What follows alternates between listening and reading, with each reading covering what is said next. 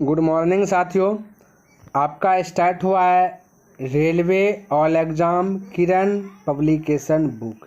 इनमें अगर चैप्टर की बात किया जाए तो सबसे पहले रेशियो कंप्लीट का, उसके बाद परसेंटेज, फिर प्रॉफिट एंड लॉस, फिर डिस्काउंट, और अभी आपका चल रहा है एसआई का भी लास्ट जो कि टाइप में पहुंच चुके हैं, जिनमें से कि 1 से लेकर के 30 नंबर तक के क्वेश्चन को मैंने कवर कर लिया है ना।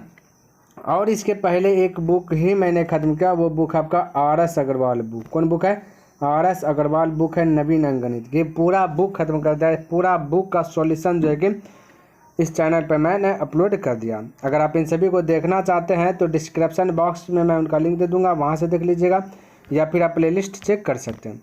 तो देखिए 31 नंबर क्वेश्चन क्या कहता है समझिएगा। कहता है समूह ए के कार्य है ना, कर्मचारियों की आय का माध्य इतना, और समूह बी के कर्मचारियों की आय का माध्य 4,500 यानी कि 4,500 रुपया है। यदि समूह बी में कर्मचारियों की संख्या समूह ए की तुलना में 10 गुना अधिक है तो दोनों समूहों की कुल आय के मध्य और समूह ए की आय के मध्य में अंतर ज्ञात है, यानी दोनों के बीच का अंतर ज्ञात करना है। तो सबसे पहला कंडीशन की अगर बात किया जाए कि ये माध्य वाला क्वेश्चन है, ये तो सबको पता होना चाहिए माध्य।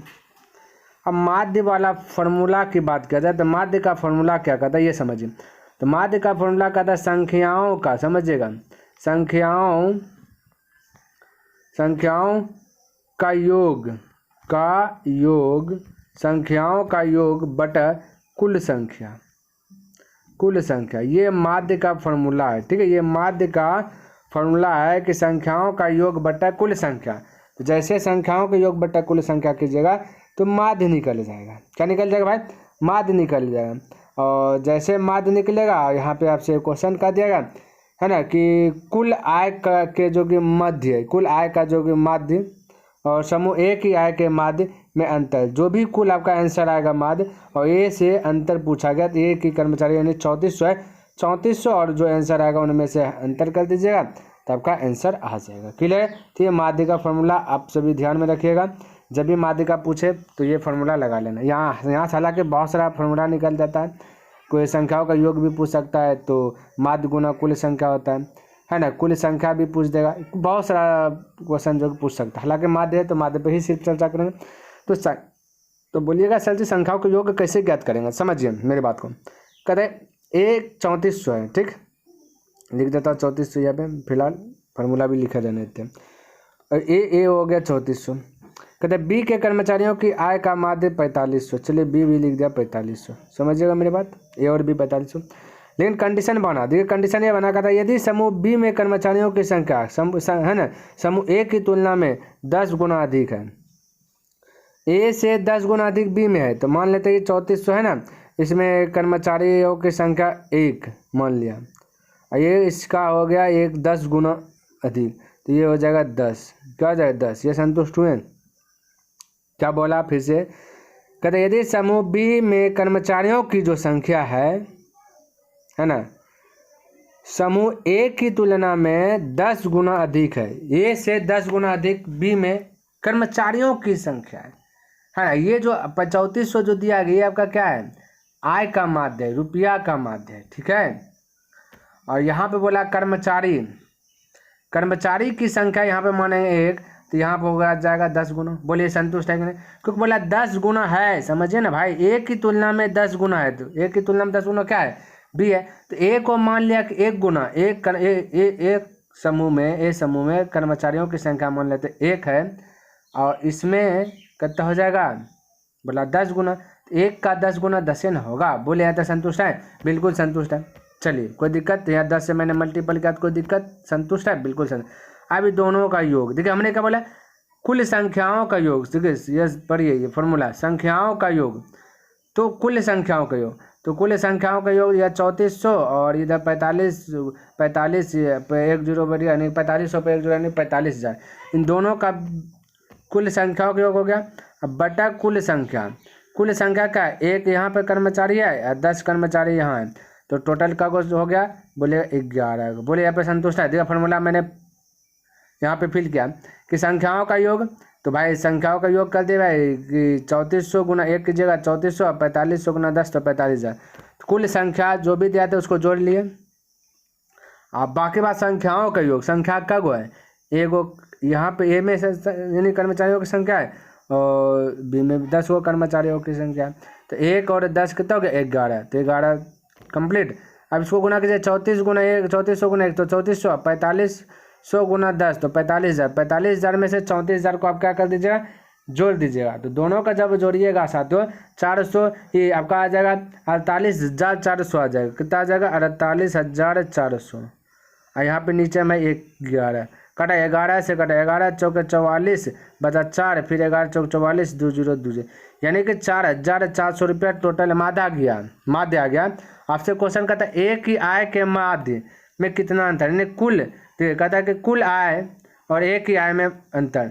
कुल आय आपका 4400 और एक ही आय आपका 3400, तो इन दोनों के बीच का अंतर कितना होगा, तो हो जाएगा भाई 1000 का। तो 1000 correct answer option number first correct हो जाएगा। देखिए बुक में आपका सॉल्यूशन थोड़ा सा वहाँ पे आपका ये 10 गुना दिया ही नहीं है भाई, वहाँ तो सिर्फ एक एक ले लिया, एक एक लिया, तो वहाँ दिखाया नहीं सॉल्यूशन में सेट की देखिएगा तो, क्योंकि 1 से गुना करेंगे तो वही हो जाएगा, 1 से गुना करेंगे वही हो जाएगा, 1 और 1 अब बटे नीचे में 2 कर दे, इसलिए वहाँ पे जो आंसर जो निकला है वो आपका जो कि गलत है, रॉन्ग है। यहाँ से आइए फॉर्मूला से आइए, जो क्वेश्चन का आता है जो है ना, और जिस प्रकार से फॉर्मूला में अटैच करना है बैठाना है तो उस तरीके से आइएगा तो आपका करेक्ट आंसर हो जाएगा 1000 हो जाएगा।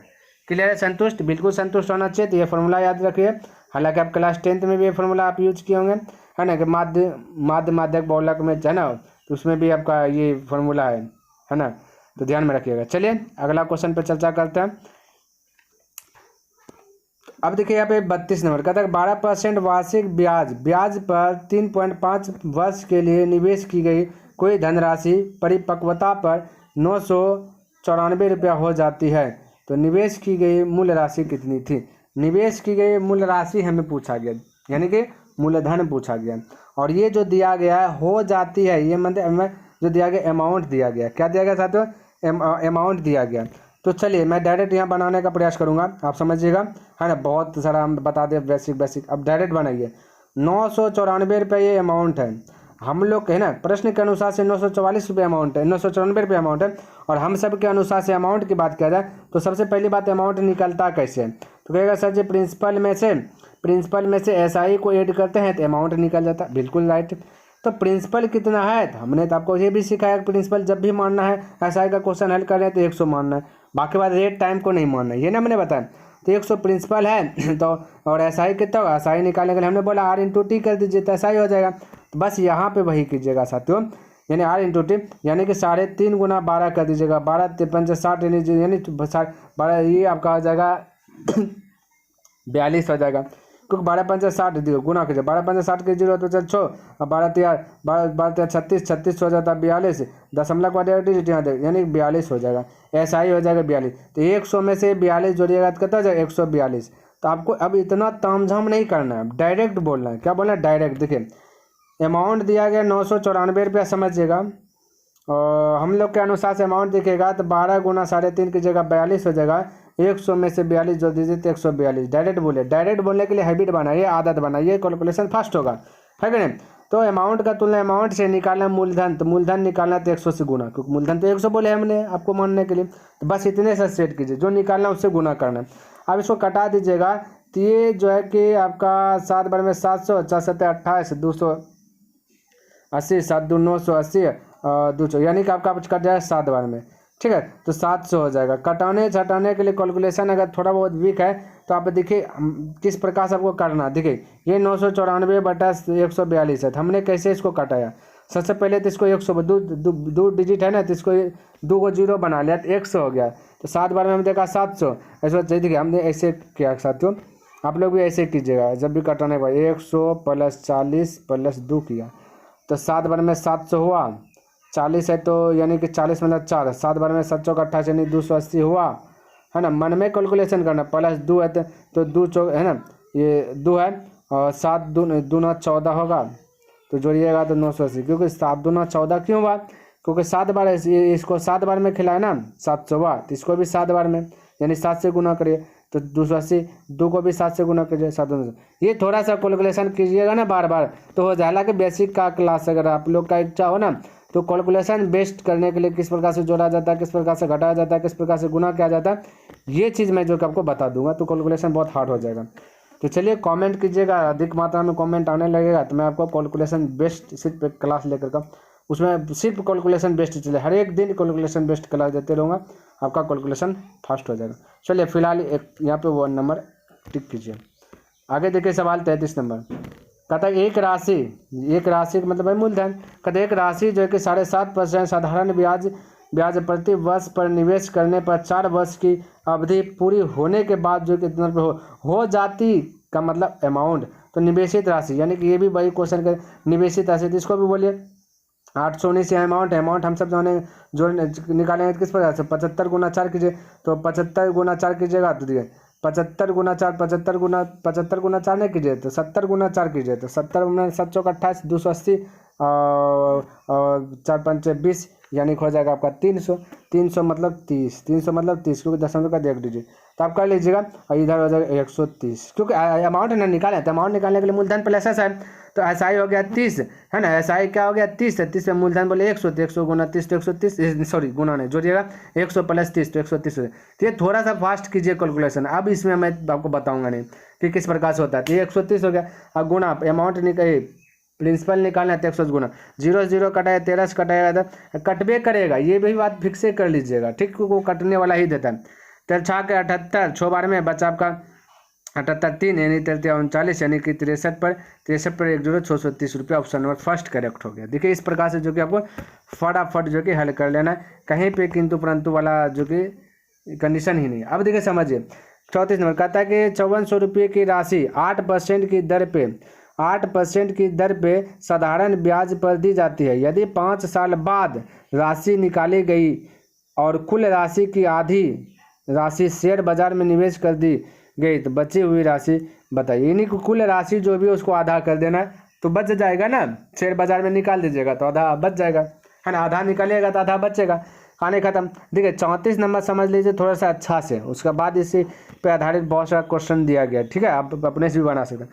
तो सबसे पहली बात क्या है, 5400 रुपया क्या है समझिएगा, 5400 रुपया का मूलधन है, 5400 रुपया राशि जहाँ आया तो समझिए पक्का मूलधन, तो 5400 रुपया मूलधन हम सब कितना मानते हैं, यानी प्रिंसिपल कितना मानते हैं, बोले सर जी 100 आपने सिखाया, तो बस इतने से याद रखें ना, प्रिंसिपल 100, तो मूलधन का तुलना मूलधन से, बोलिए कहीं पे दिक्कत, मूलधन का तुलना मूलधन से निकालना जो उससे गुना, इसके अलावे कुछ नहीं करना है। तो यहाँ पे कहा जाए 5 साल बाद, तो बाद गया न राशि निकाली गई, तो बाद मतलब कि ये ब्याज जुटा तो ब्याज जोड़ दीजिए, यानी कि अमाउंट पूछ रहा है, तो अमाउंट निकालने के लिए 8 गुना 5 40 और 100 प्रिंसिपल, तो 140 हो जाएगा, है कि नहीं है। तो ब्याज अमाउंट का भी कब निकलता है, अमाउंट का फॉर्मूला भी हमने बताया, प्रिंसिपल प्लस एस आई कीजिए, और प्रिंसिपल 100 मान करके हमेशा चलना, एस आई कब निकलता है जब आर गुना टी करते हैं, तो आर आपका 8 है, क्योंकि जहाँ पे लिखेगा प्रतिशत वहाँ पर आर हो जाएगा, जहाँ पे वर्ष लिख दिया साल लिख दिया वो आपका टाइम हो जाता है, तो 8 5 40 तो 140 हो जाएगा। तो थोड़ा सा कैलकुलेशन फास्ट कीजिए क्योंकि अब चैप्टर समाप्त होने ही वाला है। चलिए तो हो गया 140। अब यहाँ पे क्वेश्चन क्या कहता है, कुल राशि की आधी, अब मतलब जो भी आंसर आएगा उसको आधा कर दो, मैंने बोला पहला राशि निकाली गई है ना, और कुल राशि की आधी का मतलब यहाँ पे 2 से डिवाइड कर दीजिए, यहाँ इसका कर 2 से, या फिर ये पूरे में 2 से दे दीजिए, बतवा बराबर होगा क्योंकि इसके नीचे 1 होगा, फिर गुना की जगह ये कल्टी मार देगा, तो डायरेक्ट हम क्या करते हैं अमाउंट को ही आधा कर लेते हैं, कोई दिक्कत नहीं होना चाहिए। चलिए अभी इसको हल कीजिए, 2 0 से 2 0 खल्लास कर दे, 2 से कटाएगा 70 बार में, अब 1 जरूरत पीछू में 1 जरूरत चिपका दीजिए, 7 गुना 4 के 28 करे 8 हो तो हाथ में चल 2 7 5 35 35 2 जगह 37 यानी 3780, फटाक से आंसर बोले 3780, ऑप्शन नंबर 4। आप देखिए अगर समझ गए तब देखिए क्वेश्चन लगातार वही है, क्योंकि देखिए बोल दिया 7400 रुपये 8% साधारण है ना, 8% वार्षिक साधारण ब्याज की दर पर निवेश किए गए हैं, तो यदि 5 वर्षों बाद वह राशि निकाली जाती है और आधी राशि को शेयर बाजार में निवेश कर दी जाती है तो शेष बची राशि तो भाई कितनी है, तो आधा से जैसे अभी जैसे बनाया वैसे बनाना, आधा निकल गया तो भी जो बचेगा आधा बचेगा, तो बस ये 7400 आपका रुपया मूलधन हम सब मानते हैं 100 मूलधन का तुलना मूलधन से, निकालें अमाउंट, अमाउंट 108, 8 गुना 5 40 यानी 140 हो जाए। फिर दो जो खलास कीजिए, आप आधा करना है तो 2 से डिवाइड, 2 से भाग दीजिए अमाउंट में, तो हो जाएगा 70। फिर 70 से गुना 0 0 7 चौका 28 करिए 8 7 7 49 49 से 2 51 यानी कि 5180 रुपया। ऑप्शन नंबर 2 करेक्ट हो गया।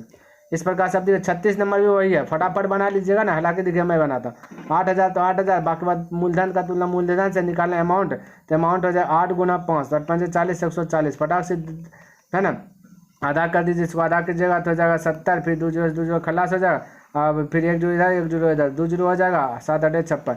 ये सब अब फटाफट बन जाएगा क्योंकि वही है, तो ऑप्शन नंबर 3 ठीक है। चलिए 37 नंबर भी देख लेते हैं। 37 भी वही आप अपने से बनाइए साथियों, हालांकि हम फटाफट यहाँ पे बना देते ताकि आपको कहीं पे दिक्कत ना हो। फिर से याद रखिएगा 6400, भाई क्वेश्चन वही है ना, आधी आधी सब में पूछा गया।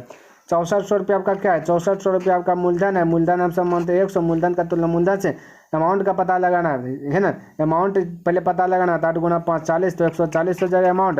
अब इसी को बोला आधा करने के लिए ना, तो आधा हिस्सा, तो आधा हिस्सा तो 2 से डिवाइड कर दीजिए, तो आधा हो गया, तो आधा मार्केट में लगा, आधा बच गया। तो यहाँ पे क्या पूछा, शेष राशि का पता लगाइए है ना। आधा हिस्सा शेयर बाजार में निवेश किया जाता है, जो शेष बचा तो आधा के तो आधे न बचेगा, आधा खत्म कर देता, आधा बचेगा, कहानी खत्म। 2 जो खलास के 2 से कटाए 70 और है ना, 0 0 है, 7 चौका 28 करे 8 7 6 42 42 2 44 फटाक से 4480। राइट आंसर ऑप्शन नंबर 3 यानी बोला। चलिए 38 नंबर भी वही है, तो ये 400 इतना रुपया आपका क्या है, प्रिंसिपल है। प्रिंसिपल 100 मानते हैं। अब अमाउंट निकाला 8 गुना 5 40 तो 100 हो जाएगा 40 है, इसको आधा कर दिया है ना, आधी बच देगा शेयर मार्केट में, आधा कर देती है। फिर से हो जाएगा 70 2 जो होगा 7 चौका 28 करे 8 और फिर 7 चौका 28 28 2 हो जाएगा 30, बाकी एक जो 30 3080 रुपये। ऑप्शन नंबर देखिए 2 करेक्ट हो गया। कितना फास्ट बनेगा भाई क्वेश्चन। फिर ये भी दे दिया, फिर से बोलिए 8000 तो 8000 है ना, बट प्रिंसिपल 100 मूलधन 100 मानिए, मूलधन का तुलना मूलधन से आप देखिए 11 गुना 5 कीजिए 55 तो हो जाएगा 155, क्या जाएगा 155 हो जाएगा है ना अमाउंट। बाकी बाद आधा करना है, आधी हिस्सा तो 2 से डिवाइड कर दे, 2 जो खिलास 2 से कटे 4 बार में, अब 4 से गुना करें 4 पंचे 20 है, 15 चौके 60 60 2 हो जाएगा 62 और फिर एक जो यानी कि 6200 रुपये। तो 6200 ऑप्शन नंबर 3 करेक्ट हो गया। तो इस प्रकार से फटाक से बना लीजिए। अब 40 नंबर दिए, 40 भी वही है साथ, 40 नंबर बना लीजिए। हालांकि चलिए लीजिए सब बनाइए देते तो इसको बनाइए। ये हो गया आपका अमाउंट इतना, अमाउंट हम सब सॉरी प्रिंसिपल इतना, प्रिंसिपल हम सब मानते 100, प्रिंसिपल का तुलना प्रिंसिपल से निकालना आपका पहले अमाउंट, तो 8 गुना 5 40 तो ये हो जाएगा 140। इसको आधा करने बोला, आधा इसका आधा कर दीजिए, कहानी खत्म, अब बचा हुआ निकल जाएगा ठीक है। तो 2 जो खलास कर दीजिए, 2 कटेगा 170 में कटेगा, तो एक जो यहाँ एक जो यहाँ 2 0 हो जाए 7 7 49 तो फटाक से बोले 49 ऑप्शन नंबर फर्स्ट करेक्ट हो गया। तो प्यारे साथियों मेरा बस इसके आगे भी वही क्वेश्चन है ठीक है, वो एसएससी टाइप का बनाइएगा। हालांकि मेरा एक टारगेट है डेली बाय डेली 10% जो कि मैंने कंप्लीट कर लिया है ना, और अगला और एक क्लास बचा, उस क्लास में टोटल चैप्टर ही खत्म हो जाएगा पूरे बुक, फिर दूसरा चैप्टर पर हाथ लगा है ना। तो भाई अगर पसंद आए तो इस वीडियो को लाइक कर दीजिएगा, सब्सक्राइब नहीं किए तो इस चैनल को सब्सक्राइब कर दीजिएगा, बने चले तो अपने मित्रों के साथ विशेष शेयर कर दीजिए। तो चलिए मैं नेक्स्ट दिन मिलूंगा इनसे आगे लेकर के, तब तक के लिए धन्यवाद। जय हिंद जय भारत।